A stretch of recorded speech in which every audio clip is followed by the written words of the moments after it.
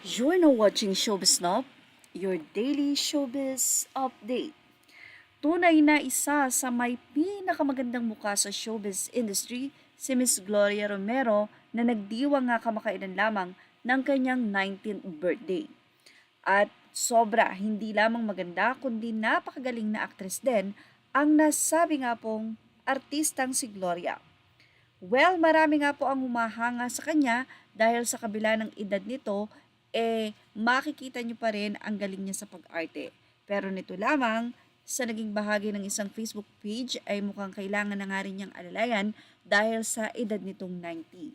Pero alam niyo bang merong isang revelasyon mula sa Facebook page ni Pinoy History about kay Gloria Romero? Narito po at ating ibahagi sa inyo.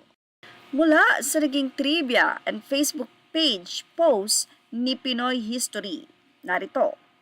Nagbakasyon lamang mula sa Amerika si Gloria Romero noon sa bansa ng ama, ngunit hindi na nakabalik pa sa Amerika dahil naipit sila sa gyera. Nagtatago sa mga hapon ng kanyang pamilya sa isang mansyon ng mahabang panahon at hindi nagbubukas ng ilaw sa gabi na anumang oras ay maaari silang madakip. Namatay ang kanyang inang Amerikana nang mahulog ito sa hagdan ng mansyon dahil sa dilim. Pagkatapos ng giyera, sumikat at nakilala dahil sa ganda at husay umarte si Gloria. Kaliwat kanan ang kanyang mga naging pelikula noong dekada 50s. Ni minsan, hindi na bahira ng dumi ang kanyang pangalan sa larangan ng show business. Nang lumabas ang Last Will and Testament ni Romero, laking gulat ng pamilya ang halos 1 bilyong pisong naipon nito sa mga bangko sa loob ng 70 years.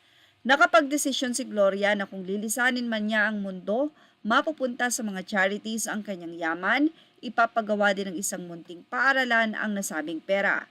30% ng kanyang yaman ay mapupunta sa kanyang nag-iisang anak. Sadyang lahat tayo tatanda at makakalimot, pero hindi mawawala sa ating puso ang nag-iisang Gloria Romero. Happy 90th birthday po!